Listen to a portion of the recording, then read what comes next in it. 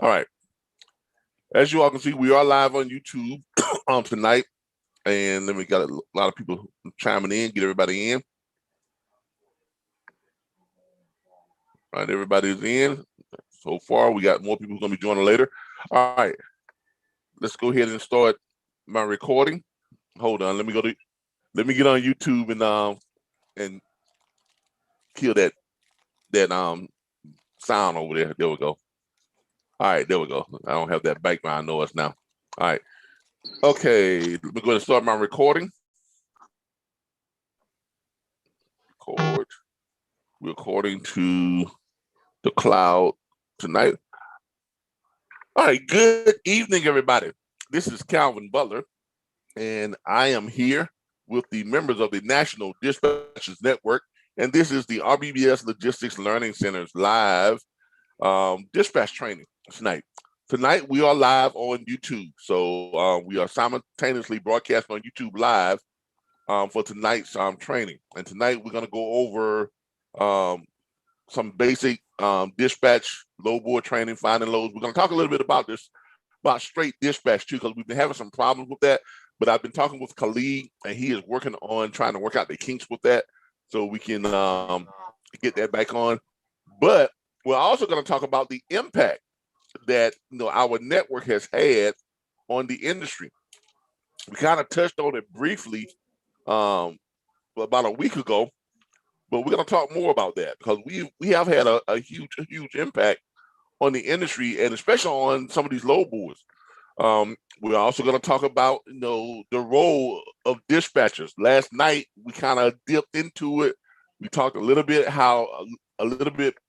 about how dispatchers actually can provide an actual better service than brokers. And we can actually get the carriers more money per load than brokers can. And that's just inherent because brokers have to take a huge fee. They have to take their fee directly from the shipper because they get their fee from the margin. But we're going to talk about those things. And we're going to go over some load board training as well. So we got a lot to pack into this hour of training that we're going to be doing because we're going to be done by 8 o'clock. All right. So let me start sharing my screen. And I want to welcome all the members of the National Dispatchers Network. You all are chiming in. We've had quite a few new members to join us this past week, thanks to some of our franchise owners. As you all know, we do have a franchise program now. In case you all didn't know, we do have a franchise program. And let me see if I can pull up some of that. As you can see, we are on YouTube, but let me see if I can pull up some of that stuff, on our franchise. Where am I at? Okay, yeah, I'm over here. All right, show this. And then we go to here. But we do offer franchise packages now. In case you all didn't know that, we offer a franchise package where anybody who wants to purchase an RBBS Logistics Learning Center franchise is $4,999.95. We do have a finance option. You can finance it with 10% down, $499.95 down. And you can finance it on 1-year financing, 2-year financing, or 3-year financing. Here's our franchise options down here. That's if you want to pay it all out in one thing. We also have the 10% down program. As you can see here, with the franchise with 10% down, basically your opportunity to profit from one of the most sought after and fastest growing subscription-based logistics training and networking platforms in the industry has just become more affordable to take advantage of. The RBBS LLC franchise cost $4,995.95.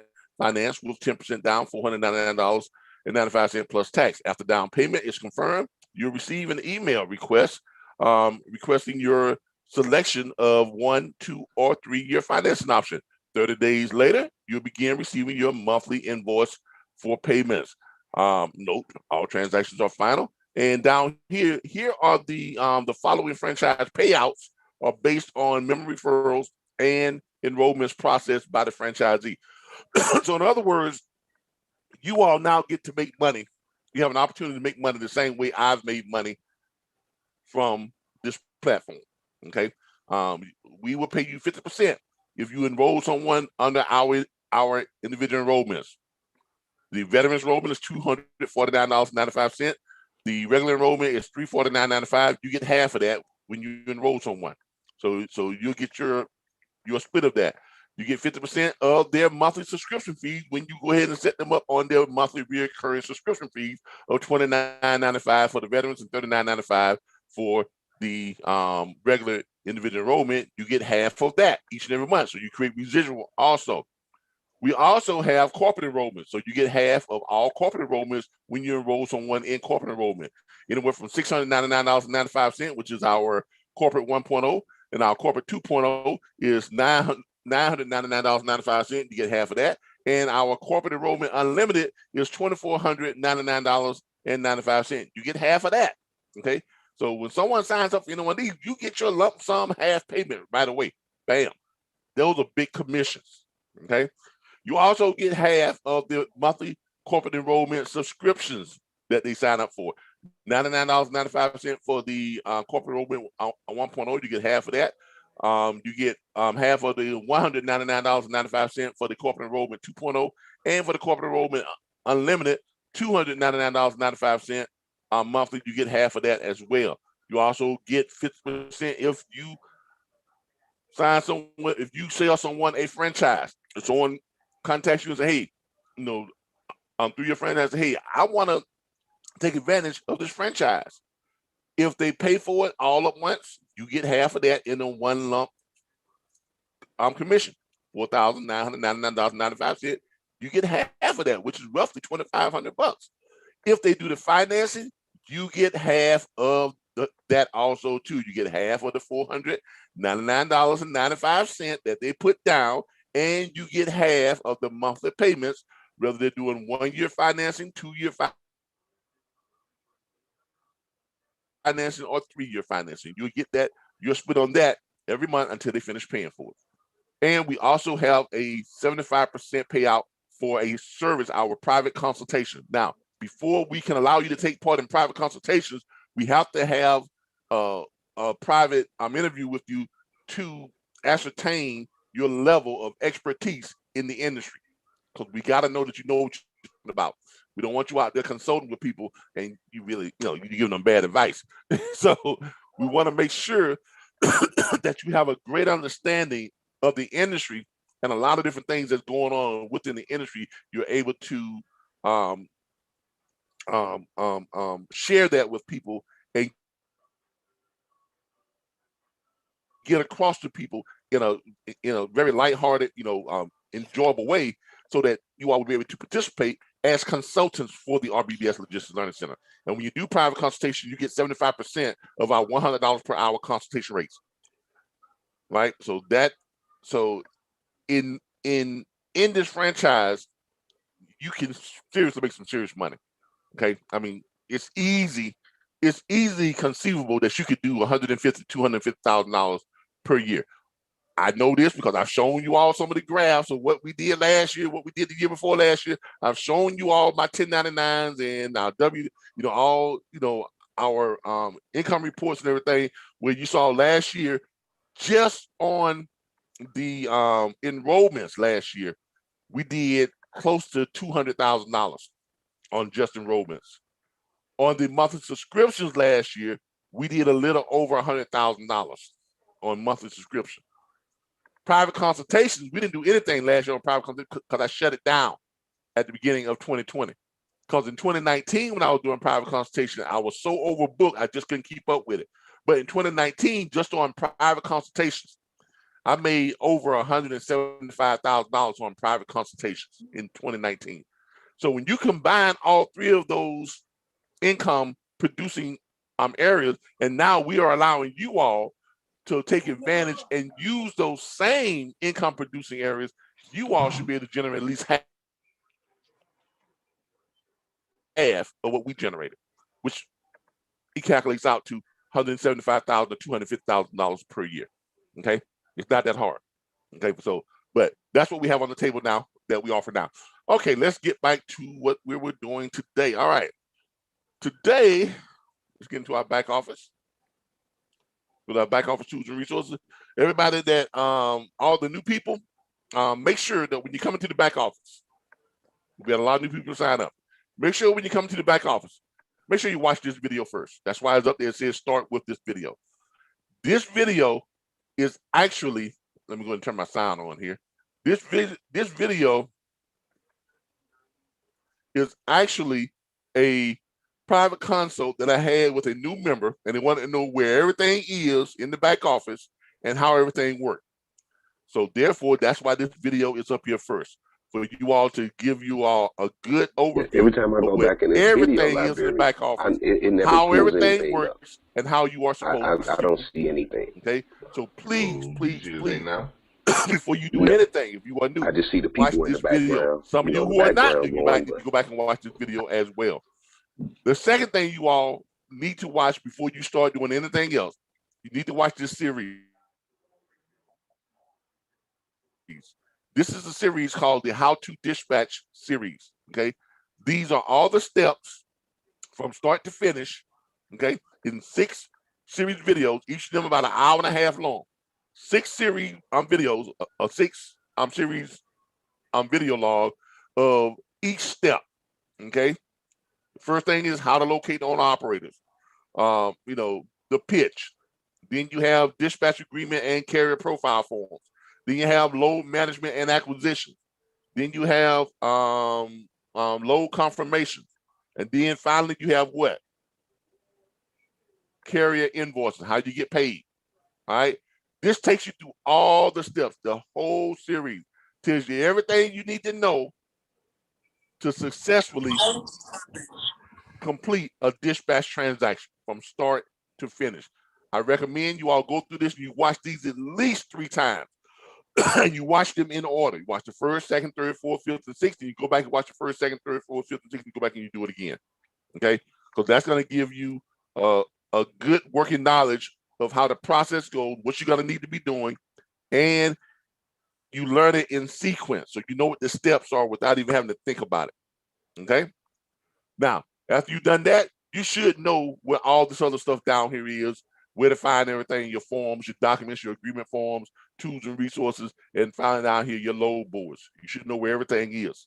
Tonight, we're going to do a little bit of load board training. Now, you all heard me mention before that we talked about, you know, some legalities that have been settled, which, you know, it's over the years, there's been this question about dispatch firms. Are they legal? Okay. Over the years, the question has been raised numerous times. Okay. Are dispatch firms legal? Over the years, for the last 35 years, believe it or not, every year or so, there is a petition that is sent to the Federal Motor Carrier Association and DOT to have them to redefine or reclassify or add restrictions or add regulations or something where they want to change the current status of dispatchers and dispatch firms. Currently, dispatch firms and traditionally have not been required to have any type of bonds, insurance, okay, or authority whatsoever, because they are classified under the statute CFR 371, 49.1 through 49.4. They are classified as bona fide agents. That's been the statute from the beginning. But for some reason, there have been proponents that have been saying that, well, you know, dispatches are illegal because only brokers can, you know, find freight for carriers. Well, that's not true. And the statute tells you that if you ever take the time to read the entire statute, okay? And the problem is most people don't take the time to read the entire statute, so they just make assumptions. They go off of the first paragraph of the statute that says only a properly insured and bonded freight broker can take ownership of freight from a shipper and dispense it out to a carrier for a margin of fee. Now, there are several key words there: ownership of freight and margin of fee. Okay, those are key words. Brokers have to be bonded because they are taking ownership of the freight. Brokers have to be bonded and insured because they are operating as a broker by taking a margin of fee directly from the shipper. They negotiate with the shipper to take money from the load before the carrier even sees the load. So in other words, the broker gets the load from the shipper. The shipper may have $2 million worth of freight, and that broker may be getting those loads, taking ownership of that freight, and the average cost of that freight may work out to be $12 per mile, right? But the broker can cut that and instead show the carrier only what? $8 per mile, or $9 per mile, or $10 per mile, or $5 per mile, whatever that broker chooses to. That is why the broker has to be bonded, has to be insured, has to have an authority. That's why they have all of those oversights for brokers. Dispatchers, on the other hand, if you read the statute starting in 49.1, it goes on to state that there is one exception to a properly insured and bonded freight broker, and that is a bona fide agent.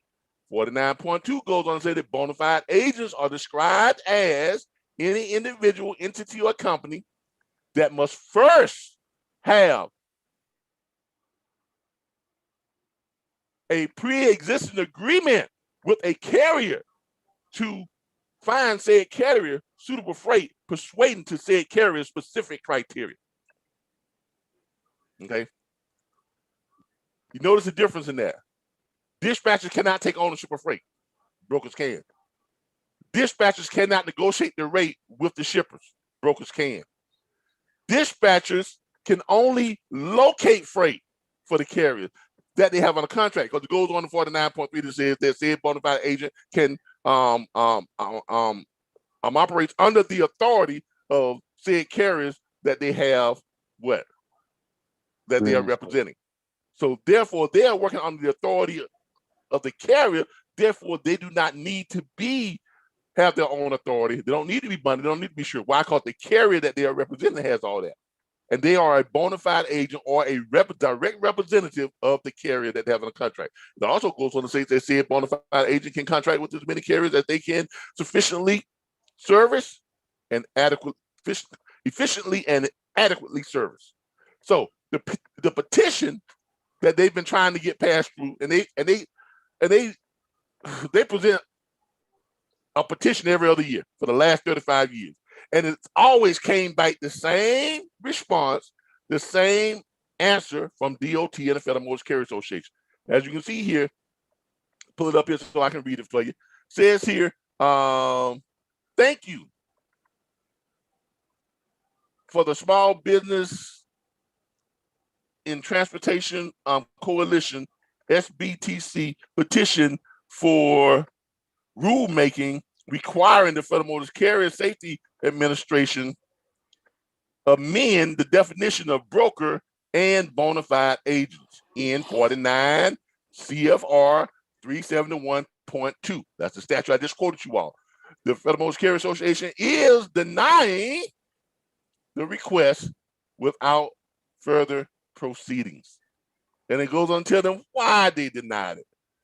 The petition request, the Federal Association, the petition requests that they amend the definition of broker by adding the following text: an entity that is in a position to allocate shipments between competing principals is a broker who requires a license. Additionally, you requested the Federal Motor Carrier Association to amend the definition of bona fide agents by adding an agent who devotes his service exclusively to a single carrier. Notice it said a single carrier. Now, the argument in the past, they said, well, you can't represent more than one carrier. All right, if that was the case, why would they have this clause in here for them to amend it saying that they need to represent only a single carrier? Y'all see what I'm saying? So that argument was never valid to begin with. So anytime you hear these yahoos talking about, oh, dispatchers are illegal because they represent more than one carrier. They're only supposed to be representing just one carrier. Bullshit. That has never been the case. It has always been the case that any independent dispatcher can contract with as many carriers or owner-operators as they can efficiently and adequately service. That's always been the case. If that was not the case, they would not be asking them to change it. Okay? That's the first right there that I want to bring to everybody's attention. Shipments competing principles who requires the license. Additionally, the dispatchers by adding the agent who devotes his service exclusively to a single carrier is part of that carrier's organization and does not require a broker's license. The petition explains that SBTC seeks to amend, let's just hold up here, two sections 371.2 to address the issue of entitles calling themselves entities calling themselves dispatch services that unlawfully operate as property brokers without a license or bond. Now that was a petition. Here is the Federal Motor Carriers Association response, and they're the ruling authority. The FMCSA denies the petition on the following reasons. At this point, FMCSA does not believe that amending the definitions of broker and bona fide agents is necessary because the current statutory and regulatory framework sufficiently serves to establish the differentials and functions brokers may perform and with broker authority and bond, and the functions bona fide agents may perform without such authority or bonds.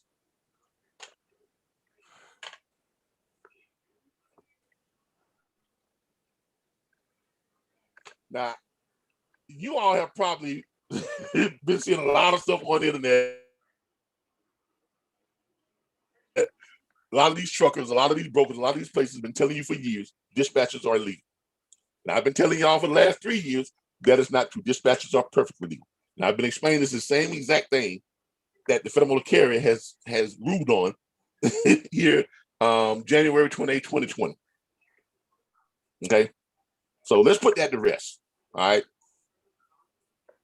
Are they gonna stop petitioning? No, because they have a new petition that they have already presented. They presented another petition to try and change the mind of the Federal Motor Carrier Safety Association. But they've been ruling the same way for the past 35 years. I mean, at some point in time, you got to stop beating a dead horse to death. All right. Dispatch firms are way too valuable to the industry. They are. They are way too valuable to the industry. They provide a service that is well needed and it is valuable. A lot of carriers, a lot of owner-operators depend on dispatch firms to manage their fleets, okay, because they don't have the time. They're too busy driving. They're too busy worrying about other stuff. And the Federal Motor Carrier Association and DOT, they understand that. That's why in the past 35 years, they have not changed or added any restrictions to the term dispatchers. They have not done it this time, and they will not do it in the future. All right, so let's cut the head off, that turkey right now. Okay, go ahead and put them in the deep fryer, cooked and ready to be ate. That's done. They're done. Done. The ruling has come in. It's done. All right. So let's move on from that. All right. All right. Any questions on this right here? By the way, anybody have any questions on the legality of dispatch firms? Could you send that to me? It's on my Facebook page. All right. It's right there on our Facebook group. It's right here, the RBBS Logistics Learning Center. You can go to Facebook, look up the RBBS Logistics Learning Center. It's right there. It's posted. Okay? Mm-hmm. Because that's just a screenshot. I don't have the actual what's called. I just screenshotted that from the Federal Motor Carriers Association website. All right. All right. So, there you go. Done. Kaput. Let's lay that to rest. All right. All right. Let me see if I got anybody trying to get into the class tonight. Everybody's in. All right, good. We got quite a few people here tonight.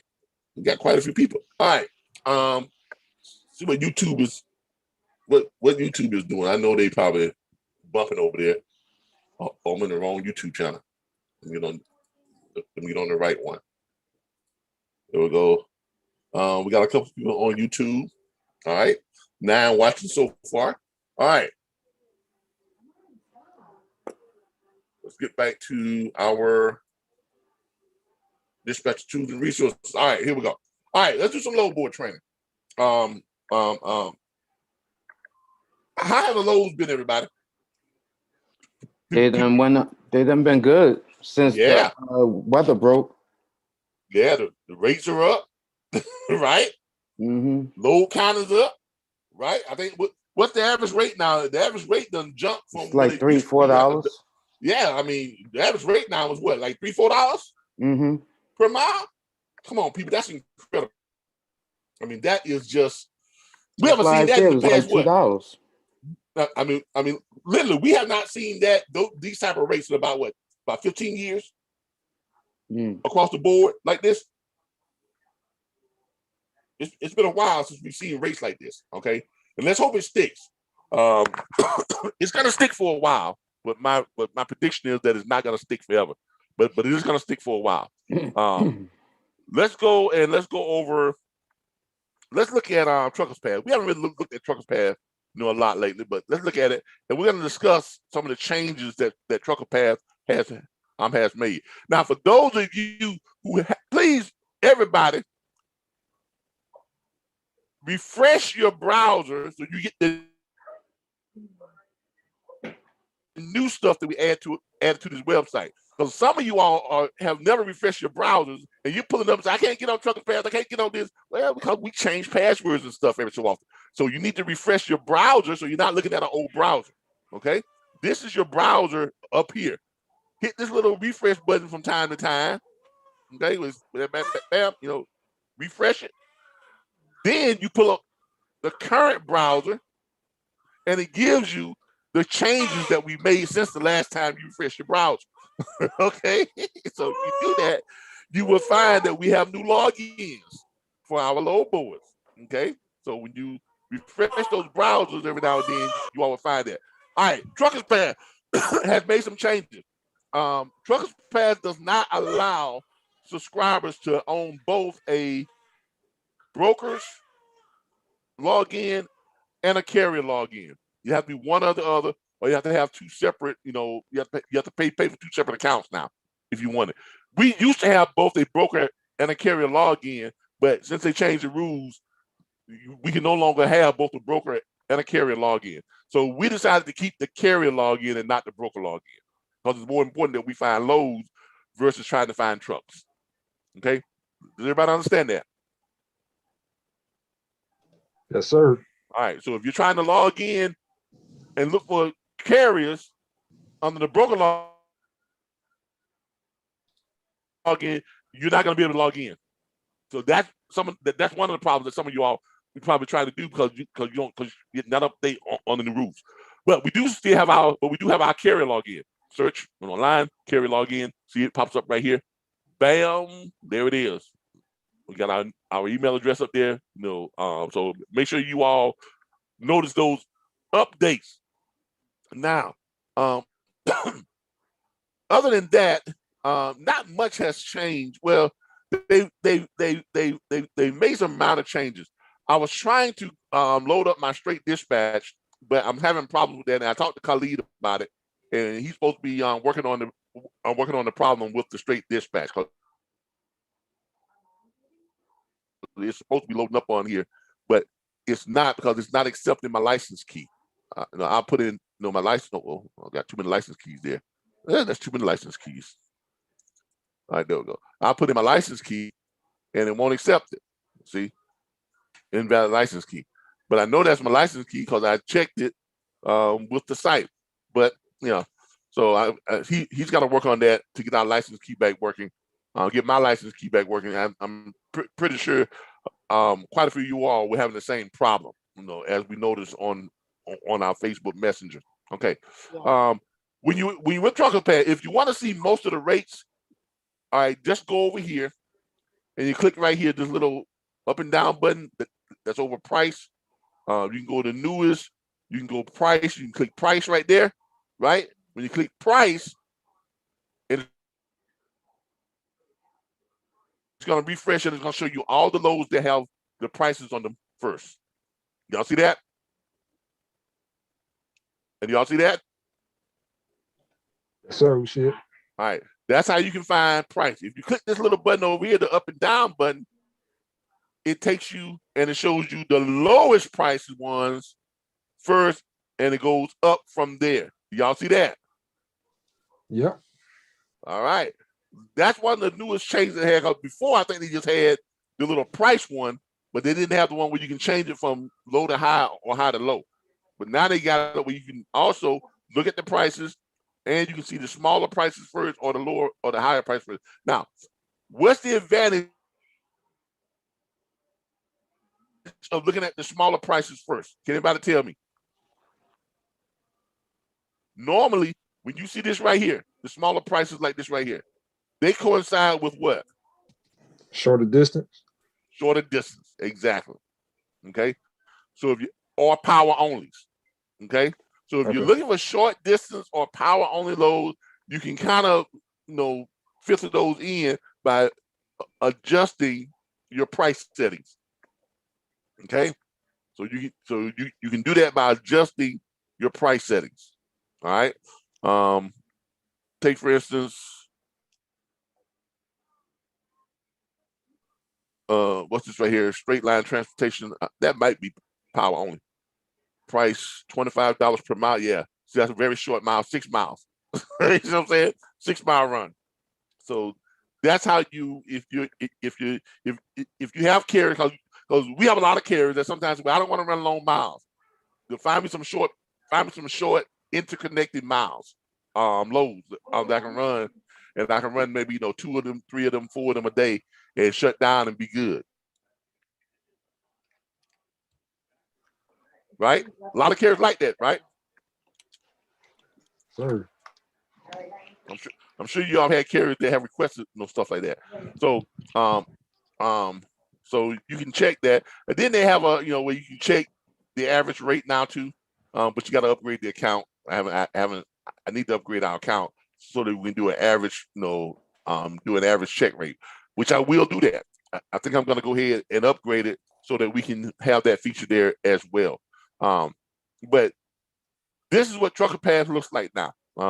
You pull it up. You can also pull up bike hauls. Now, this is very important. Why are bike hauls very important? Anybody? So they have a load coming back as well as getting paid. Exactly. Instead you don't want to send a carrier. Bob telling. Exactly. You really don't want to send your drivers out or your carriers out and not know if they are going to be able to get back out of where you sent them, or if they're going to have to deadhead some long miles driving without a load, burning fuel, wasting money, taking money from the load they just ran. They can just go find another load. So bike hauls are an essential part of dispatching. It's an essential characteristic that you must display within your within your service, showing your carriers that you can find them loads, not just going out, but you can find them loads coming back. Okay, getting them back out of the what you just sent them into. So I'm gonna tell you, as a carrier, I hate going to places and not knowing that I can't get out. Because sometimes you go to places and you be shut down for what? Sometimes 2-3 days, right? Trying to get a load out, right? Yes, sir. Time is money. Yeah, and that's a no-go. That's a no-go. You don't want to do that. You have some dissatisfied carriers, dissatisfied truckers, on your team. If you start doing that, so bike hauls are very important. So when you look at this, I like this short mile run because it's a quick money, right? It's quick money. You got 203 open loads, for bike hauls, right? You know, on June 8th, going anywhere, going back to his pickup location, you got 37.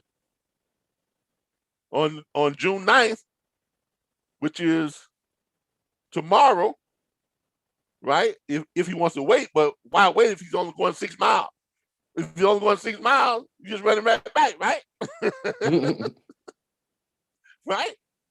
Actually, definitely. With only 6 miles, he can just dead back where he was and pick that load up again. Sir. Run it again, right? I mean, Nah, it don't make sense. He gotta keep making money. So this would make a great, this would make a great what? Reoccurring run, like a little dedicated run. Yeah. This is a great little dedicated run. You can set your carry up on. It's only 6 miles. Even if he's not running back and forth, he's just running. And then he's deadheading back. It's 6 miles, man. You drive more than 6 miles just trying to find gas. Don't you? Most definitely. So,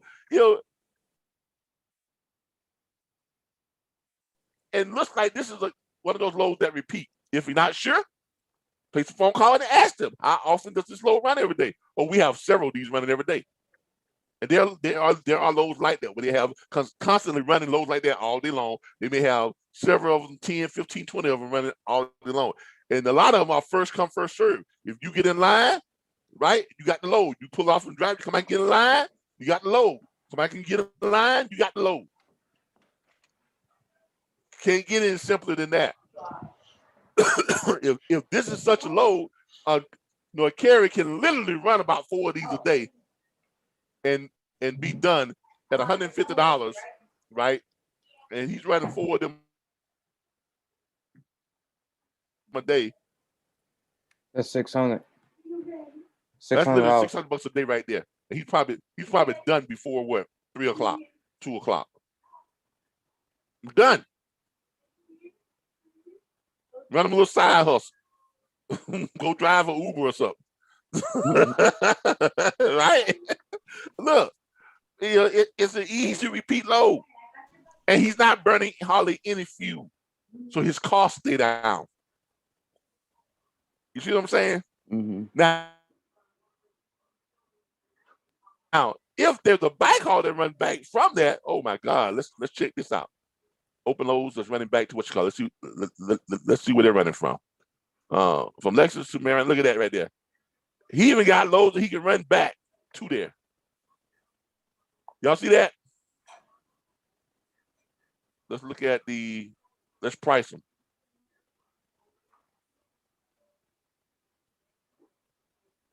Let's price them. All right. Let's go. All right.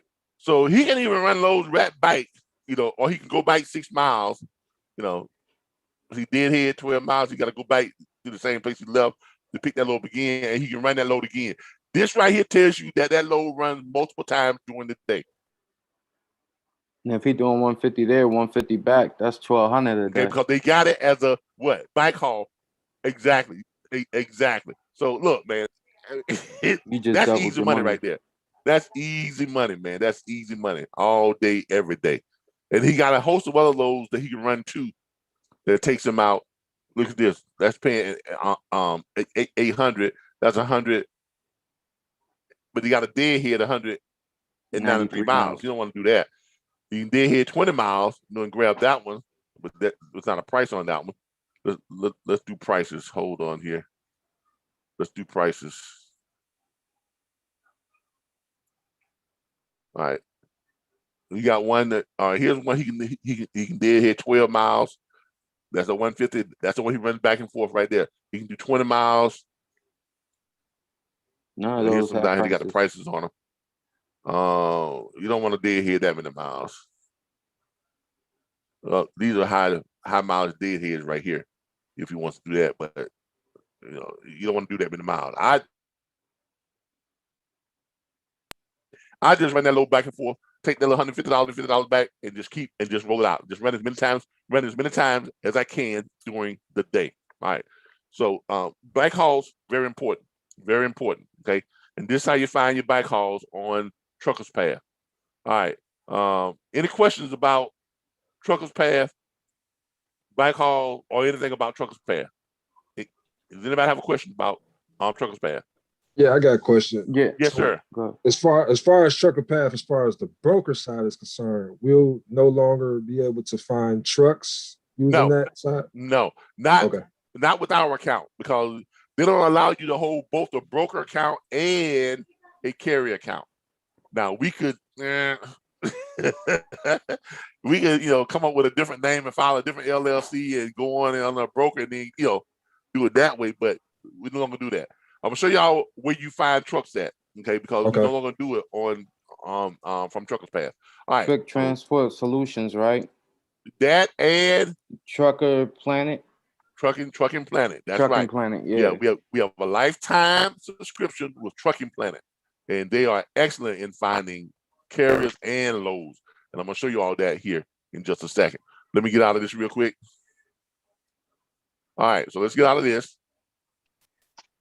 and I'm gonna take you all to where we find carriers. Carriers now.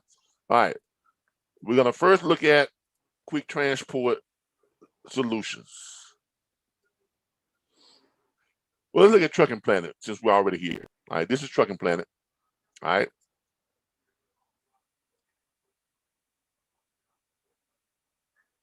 Log in.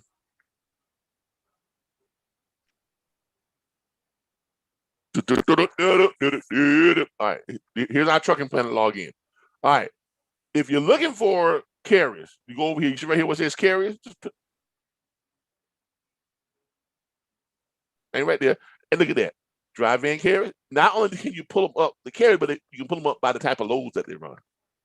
Y'all see that? Mm-hmm. Drive-in carriers, flatbed carriers, right? Refrigerated carriers, hot shot carriers, LTL carriers, box trucks and sprinter vans, hazmat carriers, heavy haul carriers, and if you're looking for freight brokers, you can pull them up too. Okay? So if you're looking for drive-in carriers, look at all those drive-in carriers. You pick one, click on it, pulls up all the information, the DOT number, the MC number, name of the company, their phone number, their email address, all the stuff you was going to get with what you call it. You see get all this stuff right here. You actually get more. How many? You can see how big?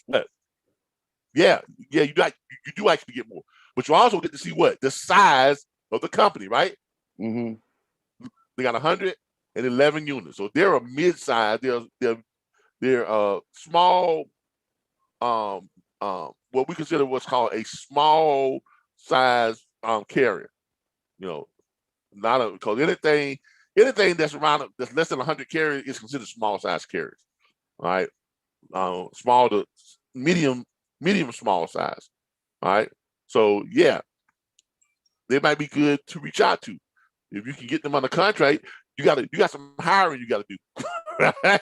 Because you get them on the contract, your contract to kind of move freight for all their units. You got some hiring. You got to hire yourself some dispatch agents now. Okay, but that's not a bad thing. Don't ever be afraid of growth. Okay, that's not a bad thing. If growth comes, you adjust and you cross that bridge. Don't say, "Whoa, I can't cross that bridge, man. I ain't got that many." Nah, man, go ahead and take that contract and you hustle your butt off to get you some dispatch agents. You can put something out that says, we're expanding very rapidly. We have a huge contract. We need to fill hiring dispatch agents. We will start you off with 5 carriers. That's pretty good money, right? Mm-hmm. Right? You start them off with 5 carriers. Most definitely. Yeah, we'll start you off with 5 carriers, right? You can start them off with 5 carriers. Each truck make about 5,000, 16 to 5,000. Exactly. And you're paying them, and you're paying them 7% of load fee. You keeping 3%, or you're paying them 6% and you keep 4%. You see how that works? Mm-hmm. And man, and you'll build your firm up so fast before you know it. It'll explode on its own. You got yourself a nice, good sized firm, and you're bringing in profit about 30 grand a doggone week. Mm. With that many trucks right there, and you give them each 5 carriers, and your people are making good money. I'm gonna show you what this does for you. All right. Before the average rate was $1.98 per mile, right? But now the average rate now is really the average rate now across the board right now has jumped from $1.98 to about $3.10 per mile. Did y'all realize that? Yeah. Oh, yeah. Rates are kicking it right now, man. So right now is a good time to look to expand your firm. So if you were able to land a contract like that, 111 carries, right? Here's how you're gonna lay this out, right? Still, the average load runs 769 miles. That's the average OTR load, right? Ooh, excuse me. Now, with the average rate right now is 3.20. It's going up a lot.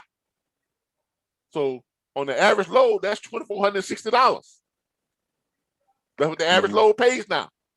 All right. So the average carrier is only going to be able to run 4 of those per week, right?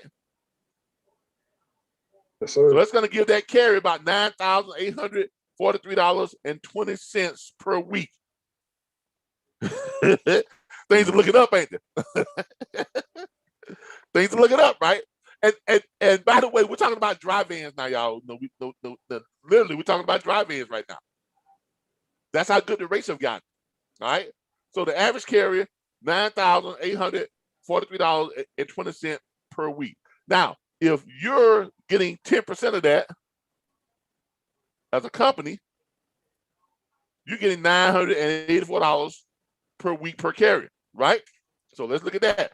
That $984.32. So it's $984.32 that you're making per carrier, right? Now, if you got 111 carriers, we'll figure that later. But let's go with 5 at a time. You got 5 carriers, right? That's what you're doing, 5 carriers. So they're doing that times 5 carriers.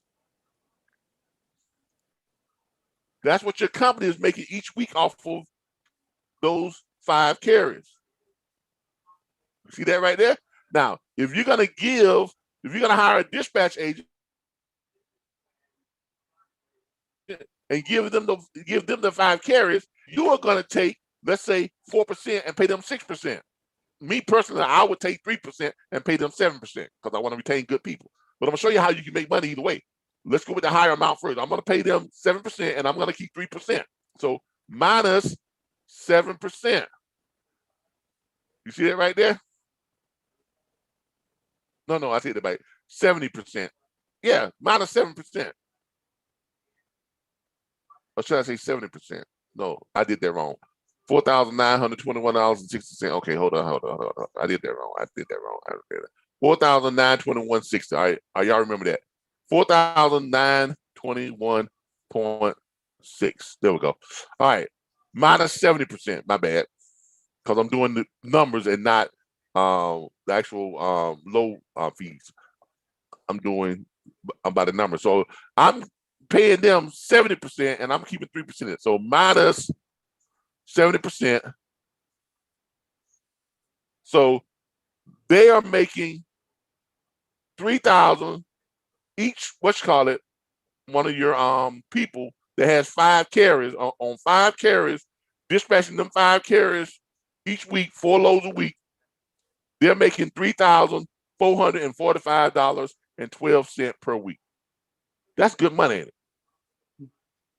Damn good money. And you are still bringing in $1,476.48 off of just from that one dispatcher. That's what you're making from that one dispatcher. Your dispatcher is making $3,445.12. That's good money. That's what you want to. That's how you want to keep your people. Now you make your money on volume. Why? Because you got 111 carriers, right? So y'all remember that 1476.48. Somebody remember that 1476.48. Don't let me forget that. All right. So, but you got 111 carriers. Divide that by 5. So it means you got 22 dispatchers, right? Mm-hmm. So that's 22 dispatchers, Times 22.2 dispatchers times what? 1476.48. This is what you're bringing in. Oh man. Damn. This shit like hustling. That's a week, y'all. Now y'all see what I'm saying? Look, this business is not that hard. I promise y'all, when I figured this shit out right here, I was like, oh my God, I need to get into dispatch. And this is how I built my dispatch firm to the point to where we are today. And on the dispatch side, we bring in almost $500,000 a year. Jeez. I always just been driving trucks, so I never even thought about this side of it until my aunt told me. Look, this business is crazy incredible, man. It is crazy incredible. Okay. And it's not unheard of for you all to go out there and land a trucking company that has 111 trucks. Or you can at least land one that's got what? 20 trucks, 10 trucks, 12 trucks, 1 truck, 2 trucks, 3, whatever the case may be. If you just follow these little simple building structure steps, it's not that hard. Every 5 carries, you hire yourself a dispatch agent. You pay your dispatch agent 70%, you keep 30%. That's on a 10% dispatch fee. They're getting 7% of the dispatch fee, of the load fee. You getting 3% of the load fee. That's what it breaks it down to. If you keep this simple, stupid, I promise you all. See, the problem with a lot of people that come into this industry, they overcomplicate this. They really do. They way overcomplicate this industry, and it's not complicated. This industry is built for the people who want to keep it simple, stupid. Is it not? The only problem I'm having is finding carriers. That's the only thing I'm having a problem with. Everything else I basically understand. Well, we're showing you where to find the carriers right now. Yeah. You see, that's why we put together this platform the way it's put together. Most training platforms, they train you on book stuff. I mean, that's great. And the rules and regulations and book stuff, but how many of them provide you the tools that you need to actually make this stuff work? You see the difference in what we provide and what everyone else is doing? Mm-hmm. That's what makes us so popular. Because we're not just giving you the book stuff, saying, okay, this is what this means, this is what you can do, what you can't do. This is how you calculate this is how you calculate that. We provide for you not just the behind the scene insights of how to do certain things, of how to do this, how to do that, where to do this, where to do that, but we also provide you the tools and the resources you need to make all that happen. And that's the difference. That's the difference. And see, that's what a lot of these platforms were not willing to do. Me, on the other hand, I had to spend a lot of money up front. Why? Because I had to go and pay for all these services and these tools and resources. When I first started out, I didn't have nobody sign on. I had to get this stuff and pay for it all myself, right? But as I started signing people on, I started closing that gap. Yeah, I was paying out $6,000 a month for tools and resources, load boards, and all this other stuff, and lifetime memberships, all this stuff, all this stuff. So I'm paying out $6,000 a month. When I first started out, I had no students. But as I started putting out my videos for about 3 months, it took me about 6 months for my student base to catch up with what I was actually paying out to where I actually broke even. Y'all see what I'm saying?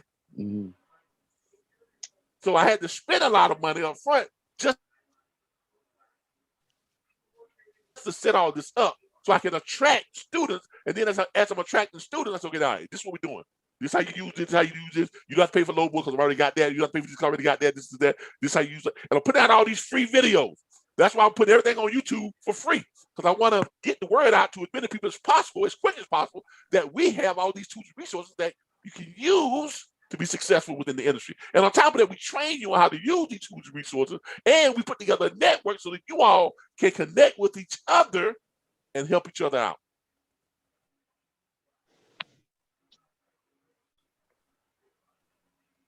So now you all see how this all came about and how we structured it. So yeah, I started out, I was paying like $6,300 a month for tools, resources, memberships, all that type of stuff. That was coming straight out of my pocket. And that was about 7 months doing that. And I started gradually picking up students. That gap started closing. Now, woo, I'm way past that. Because we got, 800 plus subscription paying students, right? Every single month, $29.95 or $39.95. So that monthly subscription now has way surpassed that $6,600 that I pay every month. Y'all see how that works? Mm-hmm. And other platforms, for whatever reason, they were not willing to step out there and risk that starting out that way, because that's why they just provide you with an ebook training. You pay for it, you get the training, you move on, that's it. All right. But as you can see, building a successful dispatch firm is not hard. And anybody that tells you can't make money in dispatching, they're lying and they nickname shit. So there's plenty of money in dispatching. If you keep it simple, stupid, I promise you, if you keep it simple, stupid, and you follow our training, you can't help but be successful in dispatch. It's all numbers. I don't care if you gotta look, if you call 100 carriers, right, and one of them say yes, are you not successful? Yeah, most definitely. Exactly. Just keep calling. That's all you gotta do. They said you gotta do an average of 200 cold calls a day, right? Exactly. Just keep calling. And here's the thing about here's what happens. A funny thing happens when you keep calling. You get better at it. Oh yeah, most definitely. I'm nice at talking to people right now. Exactly. So as you get better at it, your closing percentages start to go up. You'll be surprised at how that works. When you first start out, man, I called 500 people. Got 2 people signed up. Okay, keep calling. Man, I called 500 people this month. I got 5 people signed up. Okay, keep calling. I called 500 people this month. I got 30 people to sign up. Why? Because you are getting better at what you do. You're getting better at being able to engage people and knowing what to say to them, because you've heard so many, kickbacks and pushbacks. You found a way to respond to them in a way that sets off what? Boom, that light bulb. Mr. Butler. Yes, ma'am. I picked up one carrier after my 5th call today. Wow. But I can't find, but I have a problem. I cannot find him a load. He's wanting to move from Atlanta to Charlotte, North Carolina for $1,500, and the most I could find for him was $1,000 at $4.34 a mile, and he doesn't want that. Oh, You don't want some people like that though. Yeah, he doesn't want a $4.30 a mile load. No, he said 1,500. So I can't find him anything. So I'm just gonna, I guess, just leave him because. No, hold on. Before you do that, what you should do is have a conversation with him. Okay, I've talked about this in the past. You gotta have realistic goals too. Yeah, though. exactly. You gotta have a conversation with him about really making money. Okay, because you get these. Because here is. Let me share with you experience.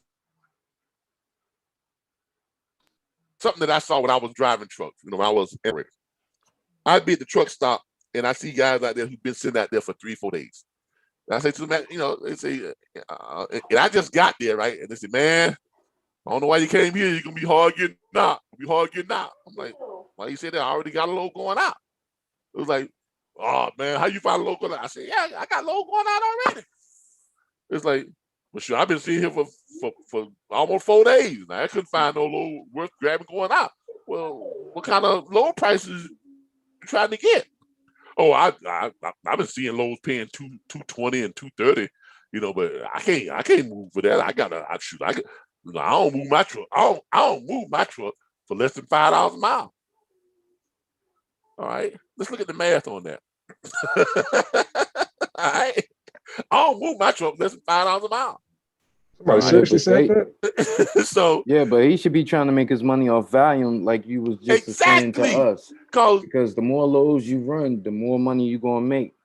Because if he's sitting there and he's trying a $4, exactly. If he's turning down a $4 per mile load, he's just sitting.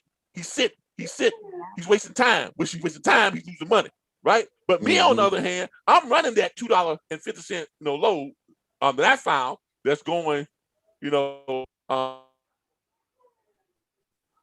from Florida to Texas. Let's say that's going 800 miles, or I'm sorry, 500 miles. I can run it in one day. I done picked up $1,250. Yeah, and for a while, right? It's been hard to get but he's still sitting and ain't done nothing. But when I get to Texas, I get to Texas, I find out that I got loads leaving out of Texas going to Georgia or Alabama that's paying $6, $7, $8 a mile. You see what happens?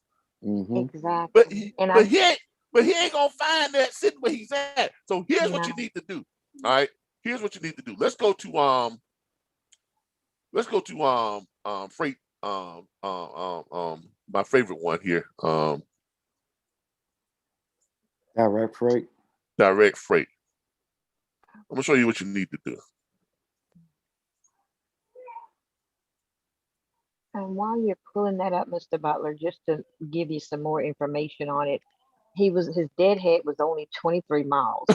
Oh no! I don't want to make no money. This guy, I don't want to make no money. But you want to know something? Sometimes I think they be sending you on wild goose chases just to see if you can do it, or just to see.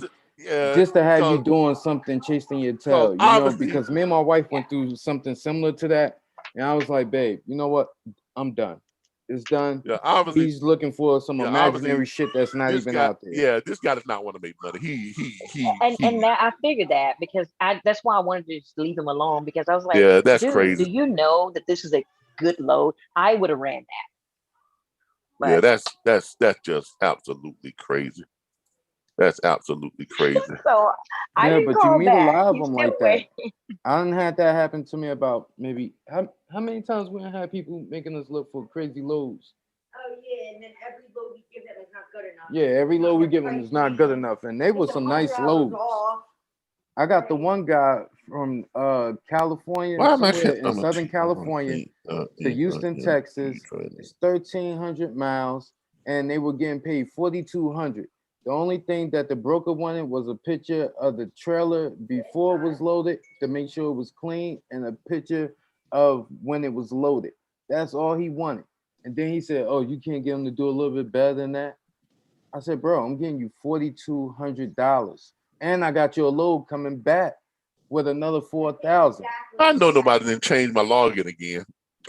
Let's hold on. Let's see here. Like that was just crazy to me, because I'm a truck driver. Right. I'm like, shit, I would have ran. I think someone has been screwing around with my login again. Not again, bro. But direct freight. I think so too, because I couldn't get in, and I was wondering why. So. All right.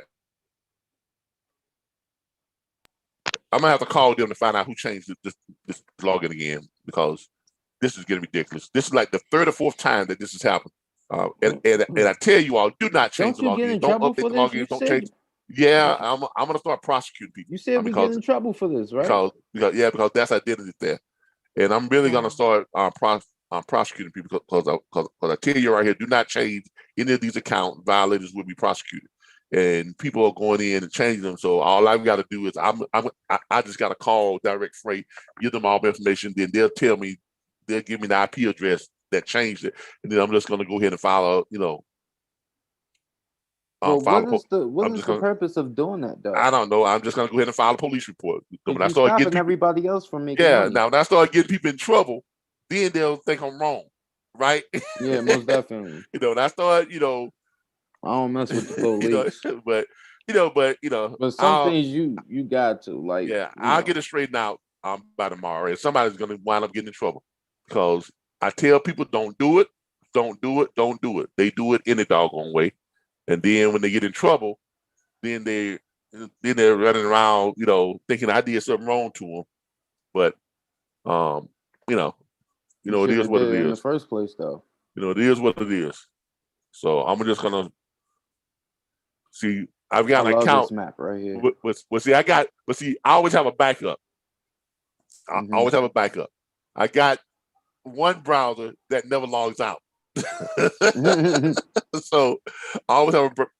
Texas is booming right now. But I'm gonna get on somebody about changing those passwords again. Okay, so Chicago. Where's this guy at? Where's this guy at? He's under a load. He's Georgia to North Carolina, right? Going on his way to Atlanta. So this load, he wants it to. Yeah, he wants it tomorrow. All right, so he's leaving Georgia. And he want to go to North Carolina, right? So he's leaving Georgia, right? He's going to leave Georgia, and he wants to go to North Carolina tomorrow. Okay, ship date, that's tomorrow. So let's say the 9th. I even went as far as calling because I mean there wasn't even a time on it, so I had to call the broker or the shipper, whatever it was. I had to call them to find out what time that load was leaving. All right. After I did all that, he still didn't want it. All right, you say he's going where? North Carolina? North Carolina. And what type of trailer is he pulling? Van. Oh, driving. Okay, hold on. You got a driver who turned down a $4 mile load. That's what I said. Man, somebody need to take his license. I should have been teaching him. Somebody need to take his license. I swear, I'm oh my God. How you see? Hold on now. See, this is what you call not knowing how good you got it. Because just a few months ago, drive-in loads were less than what? $1.70 per mile. $1. Come on, man. I was trying to tell him, but I just couldn't get through. He said, "Well, if you get me a $1,500, if people don't know how good I'm gonna take it." That's crazy. That's just being he being a. You got him to sign a dispatcher agreement already, then, right? Yeah, but he didn't send anything back because he's waiting on this $1,500 load. But I told him I can't. That's about as stupid as you can be, man. All right, so you're doing the first one for free for him, and then you just. Okay. So no. This is the one you found him. This $1,100. It was $1,000 right here. It was. That's to Savannah. That's $3.49 per mile. This one was. It was Lithonia, Georgia. Right here. Lithonia, Georgia, going to Charlotte, North Carolina. Okay, well, you find him a good load then. I did, and he refused. Yeah, you find him an extra load. Yeah, he is just he's one of those people you need to have a conversation with to educate him. Because here's what I would do. I would say, look, man, go ahead and take this load right here. Okay, let's look at this load right here. Let's look at some of these. Okay, we find this right here. All right, that's a good paying load. And then let's look at reverse search with a bag haul. And then see what's leaving out of where he's going. You see what I'm saying? So we can make him going, then bring him back. The $1,100 going there. And then we do a reverse search, not necessarily going back, but we're gonna see. Here's what I would do. I would do a reverse search and see, not just going to Savannah, but going anywhere, right? Because what you're doing is you're trying to show him by staying where he's at, he's losing money. Right.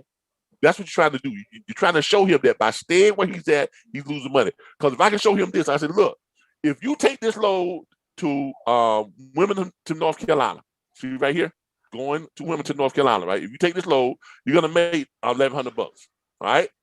When you get there, I can put you on a load that's paying $2,000.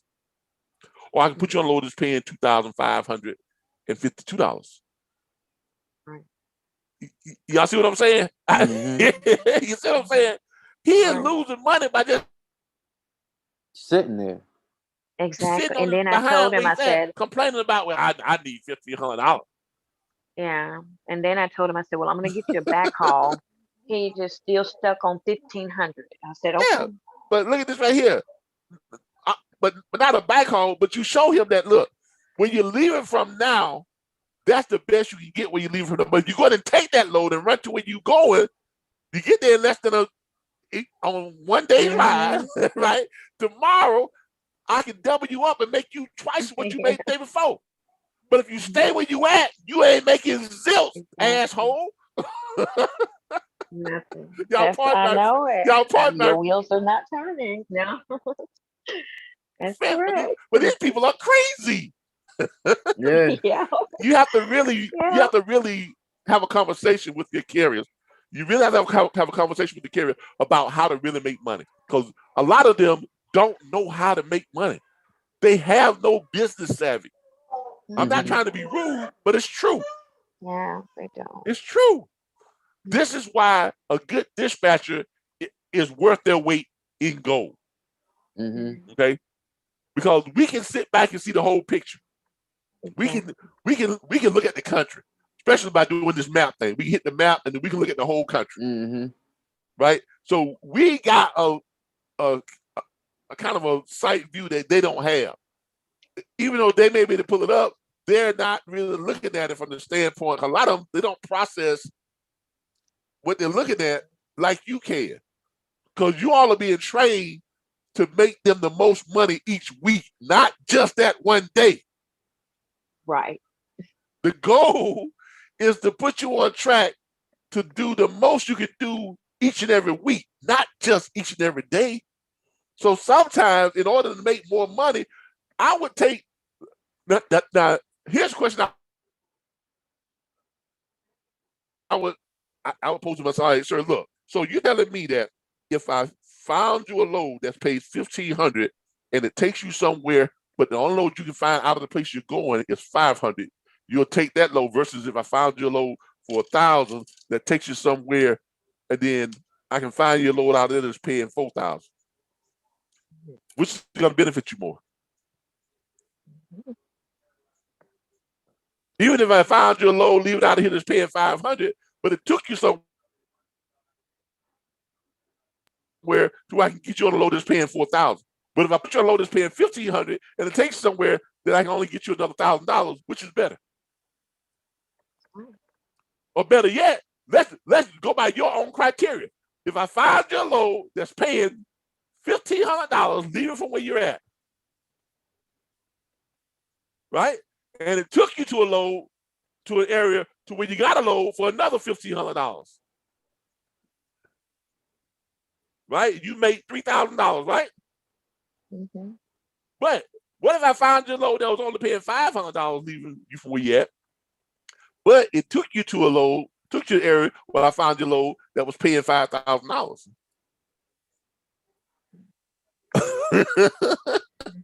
Which one you want? You see what I'm saying?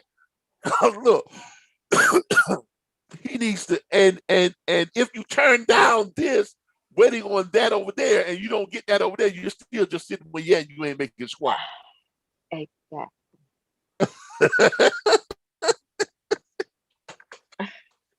You dogging. Look, yeah, you got to start having a conversation with these guys because a lot of them, they don't really see the big picture. They don't see that you're trying to help them to make more money, altogether. Because it's not about living just for the day. In this industry, you have to plan your stuff out. You have to plan your financials out. You have to plan your loads out. You have to plan everything out at least a couple of weeks in advance. That's how I did it when I was out there. Okay, you gotta have that overall picture in your mind. What you're gonna do for the year? What's your plan to getting to hitting your yearly numbers? What's your plan for hitting your monthly numbers? What's your plan for hitting your weekly numbers? You see what I'm saying? I'm not so much worried about my daily stuff. I'm worried more about my weekly stuff. Right. It does me no good to run me a $2,000 load today, but I end up the week with only $4,000 versus if I ran me a $500 load today, but I end up the week with $7,000 or $9,000. You see what I'm saying? Can box trucks and vans run the same loads, the same type of loads? Can box trucks and who? Vans run the same types of loads? Not really. Most box trucks are smaller. They can run the same type of load, just can't run the same volume. Okay. They can't run the same weight. You understand what I'm saying? The box truck, I mean, I don't know too many 53-foot box trucks out there. Right? What's the biggest box truck have y'all ever seen? Yeah, the biggest box truck have y'all ever seen is what? It's about what? 40 foot. Yeah, 40 foot, maybe. Yeah. So they can't run as much weight as a regular truck. That's why a lot of shippers, that's why that's the problem with box trucks and sprinter vans. You're gonna be limited on the freight that shippers will allow them to pull. Because shippers want to get as much of their freight moved as possible. That is possible, right?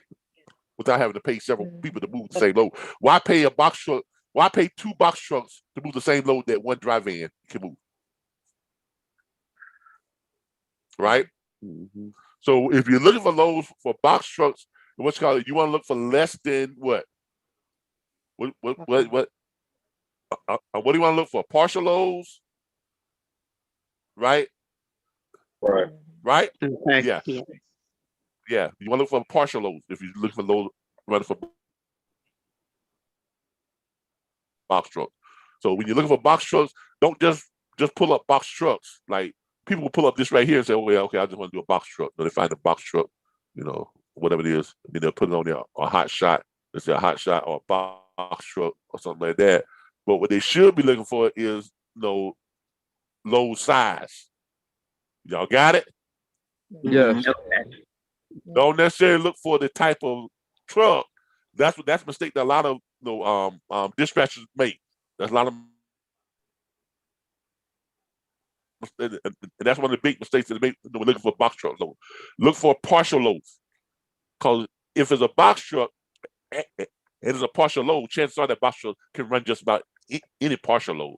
But if you put it up trailer side, just trying to find something that's running just box trucks, you're gonna be in trouble. So what you want to do is you want to look for partial loads. When you look for box trucks, then when you're doing it that way, then you've got a lot. Then you have you have a whole lot to look for. But there you go. But you can expand your radius. Search different radius. See if there's anything else that pops up.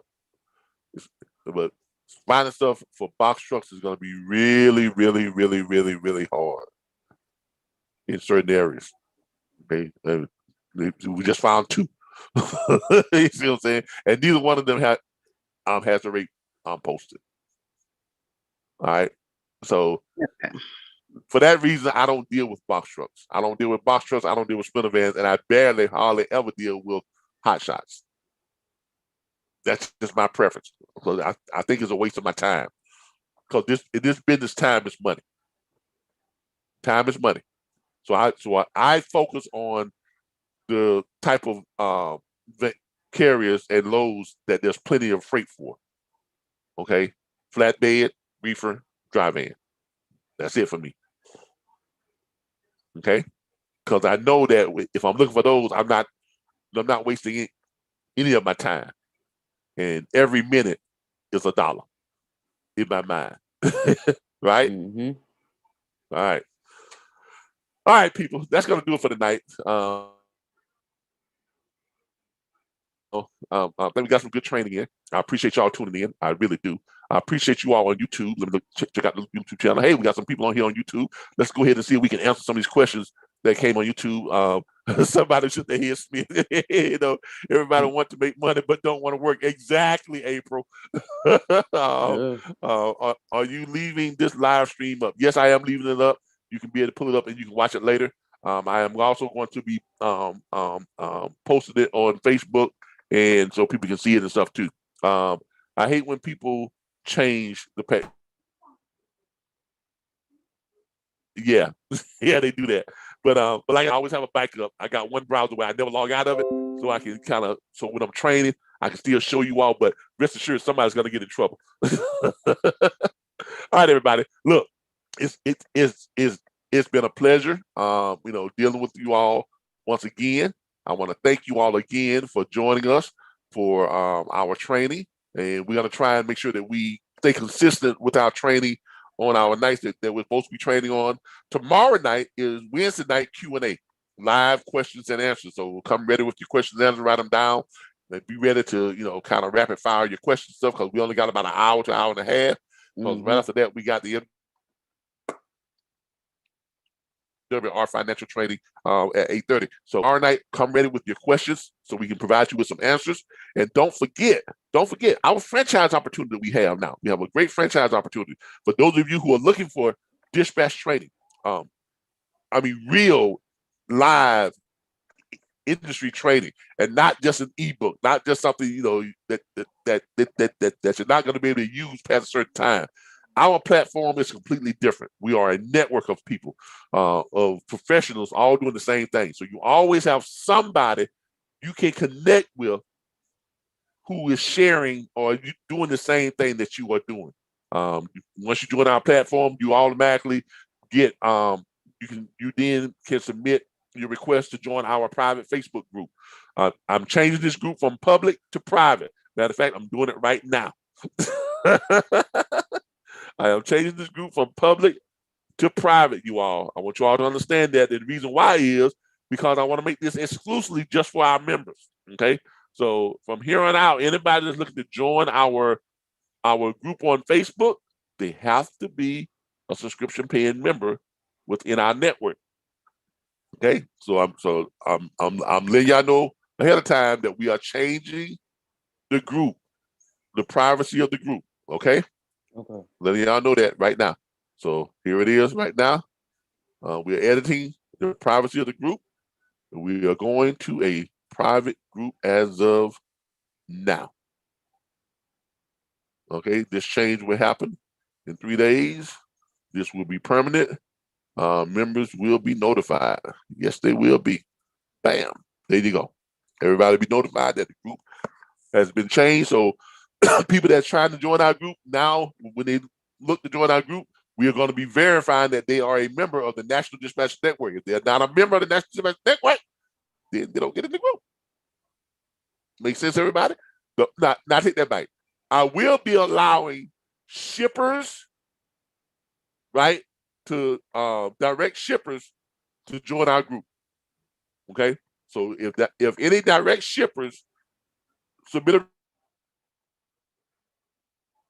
request to join our group, I will let them in. Okay, because that's a resource for us. And I think I'll be allowing carriers too, or should I say owner operators and lease operators. If you are owner operator or a lease operator, you'll be able to join our group too.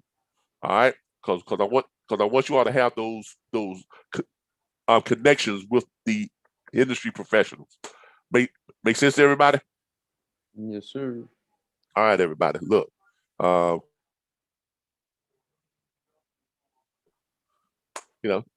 like what we got going on. We got a lot of great stuff going on, a lot of great stuff that's coming up. I'm starting a new venture, and I want to let y'all, as you all know, I always try to include you all in on new stuff that I'm doing. So if you all are able to do the same thing, I want you all to profit. I'm also too. How many of you have ever heard of Turo? Yeah, I have. Where you ship the cars, you rent the cars or whatever. Yeah. All right. Here is what I am doing with the Turo app.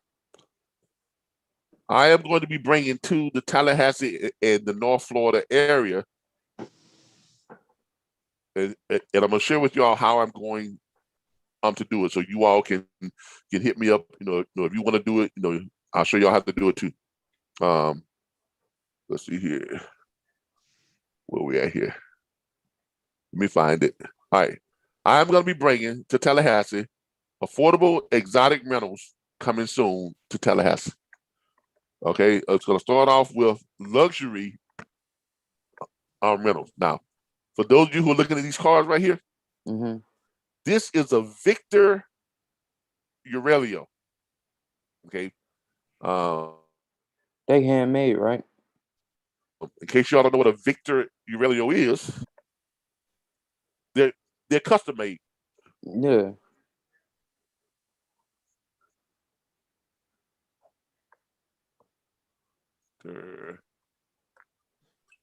I think it's spelled Aulerr, something like that. Victor Aurelio. It'll pull it up. I think it should. Where's here, let me do this. It's a Philippine. It's a Philippine supercar. Car. Mm-hmm. Yeah, it's a Philippine supercar.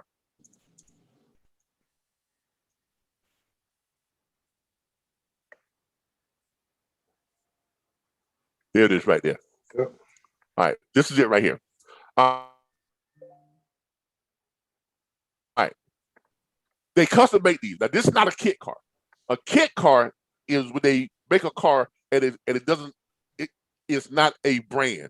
This is a new brand of supercars built in the Philippines. They only build like 12 to 20 of them per year. And you have to special order them. You have to pay for them up front. But here's the great thing about it, though. They only cost about $33,000 US dollars. Mm. Yeah. now you see where I'm going with this, right? They're only about $33,000 US dollars. It's like 1.2 to 1.5 Philippine pesos. Yeah.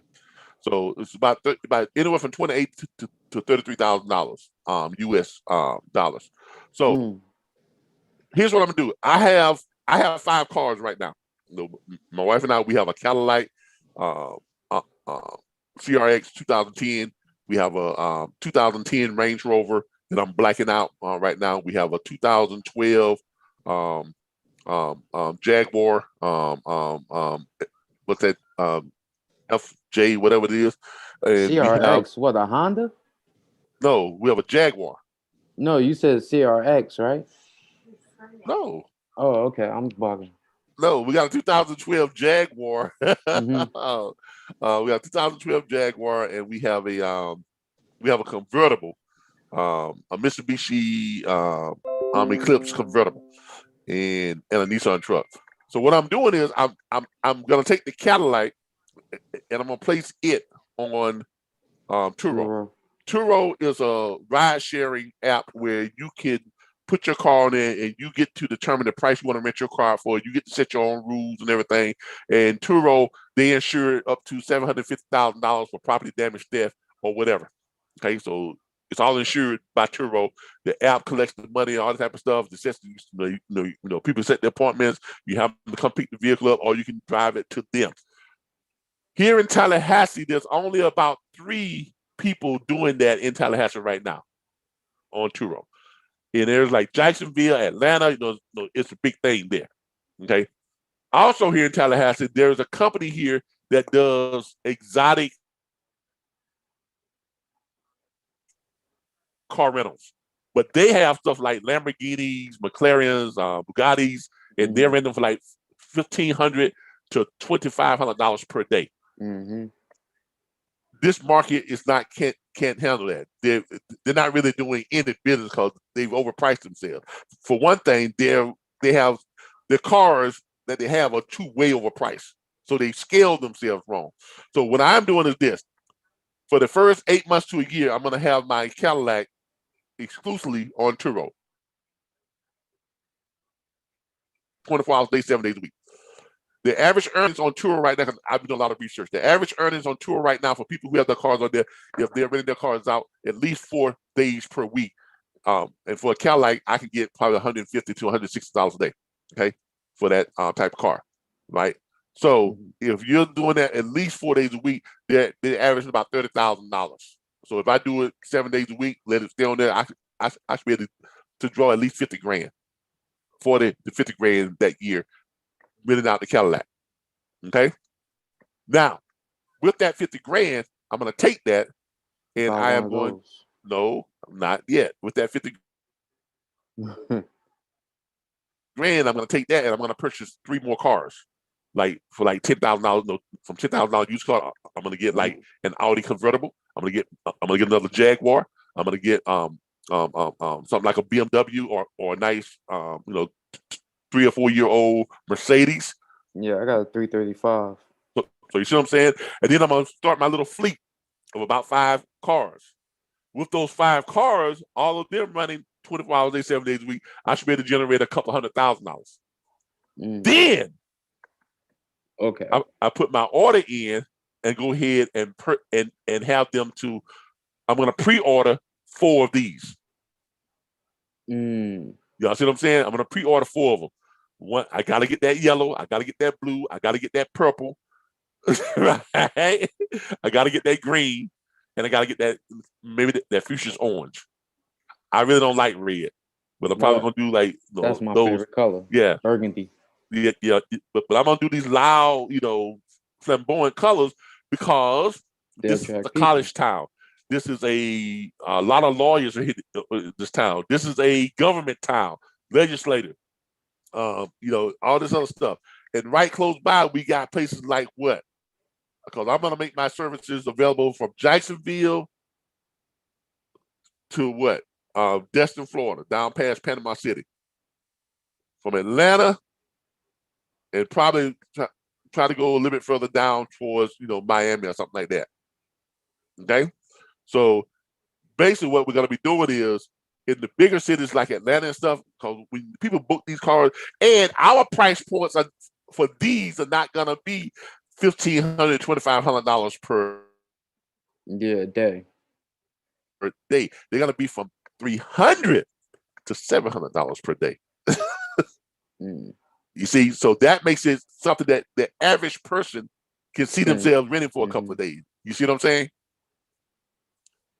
Thus, we corner the market here in our local area because what they got out there now is just they're priced way out of the price point. But this is a great business model. Imagine if you could have gotten in on the Uber and Lyft market before it just got crazy. Mm-hmm. This is the same thing. This is like an extension of that. But now you can literally through Turo build your own little small private rental car fleet. That's lit. Now, will you be keeping these cars at your house, or no? I'm renting. No, I'm renting. U-Haul storage spaces because U-Haul storage they have like they have the security, and they got those gates with the lock, and then the storage units they lock down too. But these are small enough you just back them up in those storage units, you're good to go. I used to live in a storage unit and had my Range Rover parked in one. I had when I first started this business. In 2016, 17, I lived in a U-Haul mini storage office space for 9 months. My white and black Range Rover, I back it up in the storage space, let what's called down, and I lived in the office space and ran my dispatch firm out of that space. $272 per month. Heated and cool. Had my little blow up bed in there, my desk, the internet, phone, little refrigerator, fan. I'm good. That's how I started, man. Look, you got first of all, you got to have vision. Then you got to be willing to sacrifice for your vision.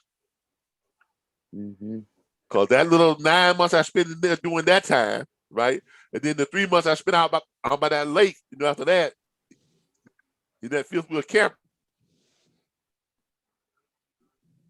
look what it's turned into. Now I'm in a $350,000 home on 2 acres. Got several cars. My house is paid for. My cars are paid. Everything's paid for. And that little business I started back then is now generating close to $500,000 a year. See, but you build. And that's what this is all about. And this is why I like to share these things with you all, so you all can start seeing the possibilities that you can, because you all, in your prospective cities, all of you, any of you who own a car or own more than one car, you can see yourself doing this, can you not? Yeah, most definitely. Absolutely. Exactly. And that's why I want to share it with y'all, so you all can start seeing it and start doing your own research and maybe implement these same strategies where you are. Look, I can't make all the money. I couldn't if I tried. I couldn't if I wanted to. And that's funny because like a week or two ago, I was talking to my wife about that because my car was in the shop and my pops was getting on me about renting cars. He was like, "Why you keep renting these cars?" And I'm like, "Pop," he was like, "Well, you could own one. Why you gotta keep renting them?" That's crazy. Yeah, so you can start your own little rental car service. Start your own using Turo. You can literally build your own private fleet and start your own private rental car service. And this is taking it to the ultimate level when you talk about exotic rentals. But you see what I'm talking about. Do a little bit of research, you can find vehicles that, I mean, look expensive, but they look expensive. I mean, they look expensive. It's eye candy, but it's cheap eye candy. Yeah, I mean, look at this, man. You mean to tell me you wouldn't pay $299 a day to $700 a day for that? Oh yeah, most definitely. You know, I mean, what's the shipping fee like to get it from the Philippines to here? It's not much at all. It's not much compared to what you're getting it for. And it's street legal here in the United States, because they're custom building it for you, right? You can have them to put the steering wheel, on the left side. Left side. Yeah, you put the steering wheel on the left side and street legal, and you can there's several types you can have into it too. Like if I want to put a Porsche engine in one, I can opt to upgrade it with the Porsche the engine, because it's a mid-engine vehicle. I can put the Corvette engine in it, the Porsche. I can put the I can also do the new Mustang engine, or the Viper, the Dodge Viper engine, or I can do a regular the Audi. Oh, so they don't the Acura, or Toyota, just whatever. And say again now. So they don't build their own engines. No, they don't build their own engines. They get the engine from other manufacturers, and then they put them in build there. the car around it. Exactly. But this is a brand car. This car is already branded, so it comes with the title. Kit cars don't come with the title. That's what makes them, they're not street legal. Yeah, they're not street legal because they don't have title or anything like that. And it takes a whole lot. You got to go through legality wise to get it legal, and it varies from state to state. With kit cars, like in Miami, they got a kit car company called DDR. I can get a full kit from them for $17,000, the whole kit car, right? Then I have to put the engine and transmission in it.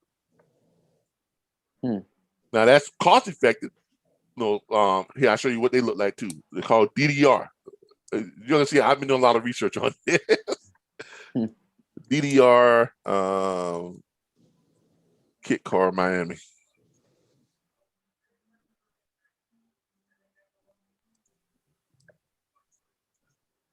They're out of Miami, Florida. This is it right here. This is the actual what you get is this right here.